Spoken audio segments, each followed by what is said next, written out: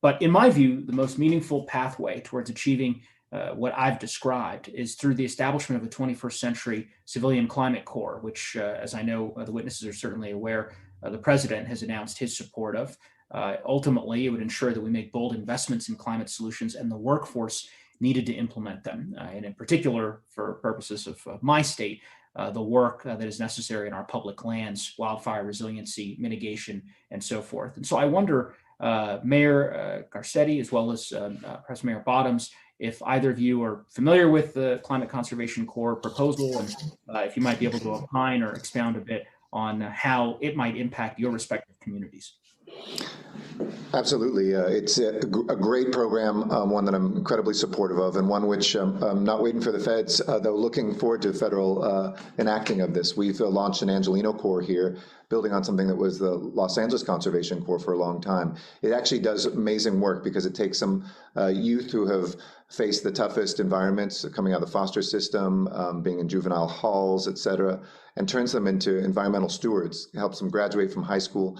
They work sometimes past and even through college, as well as other folks who are returning, either from the criminal justice system or folks who are just interested in helping out. And so coming out of the pandemic, we're going to be doing hundreds of these. Looks like the state of California will match that and double that. So we might have as many as 1,000 Americans who are in there going door to door and making sure the questions from Republican and Democratic members alike during this session are addressed. Get that energy help to poor Americans in my city. Get folks who can help weatherize homes. You'll let people know about the rebate programs, et cetera, that's out there, and let them be empowered not to be passive recipients, but active participants in this struggle.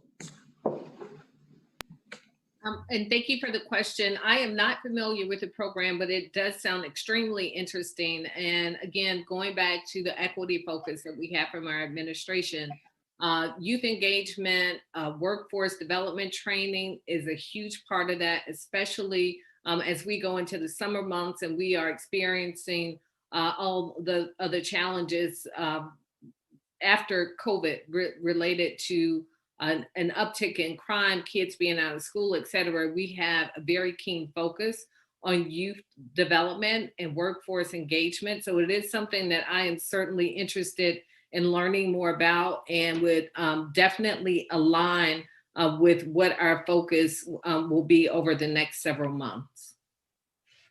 Thank you both. And Mayor Rhodes Conway, if you'd like to add, if you're familiar with the program. Yeah, thank you, Representative. I am familiar with the proposal, and I'm a big fan. We would definitely use it in Madison. We have a similar project that we support through the city, engaging disconnected youth in our conservation parks in particular, which we have increased under my administration.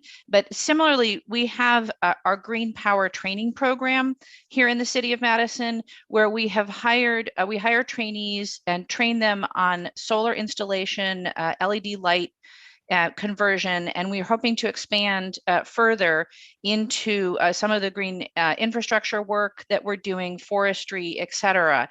To date, our trainees are 73% people of color and 33% women.